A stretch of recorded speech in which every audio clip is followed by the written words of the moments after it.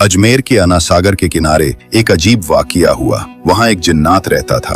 लोग उससे डरते भी थे और उसकी इबादत भी करते थे। कोई उसके पास जाने की हिम्मत नहीं करता था। लोग कहते थे ये फकीर अजमेर छोड़कर कभी नहीं जाएगा। फिर किसी ने कहा वो लोगों को मुसलमान बना रहा है, जाओ और उसका किस्सा खत्म कर दो। जिन हंसा और गरीब नवाज के पास पहुंच गया। उस वक्त सरकार गरीब नवाज का क़ियाम एक दरख्त के नीचे अना सागर के किनारे था। जिन ने गरज कर कहा, ऐ फकीर, अजमेर और हिंदुस्तान छोड़कर चला जा, वरना मरने के लिए तैयार हो जा। गरीब नवाज मुस्कुराए और फरमाया, मैं खुद नहीं आया, मुझे मदीना की सरकार ने भेजा है। जिन ने गुस्से में हमला किया तो गरीब नवाज ने सुकून से फरमाया, तू क्यों नुकसान उठा रहा है, कलमा पढ़ ले, मुसलमान हो जा, फायदे में रहेगा, तेरी मुराद पूरी होगी।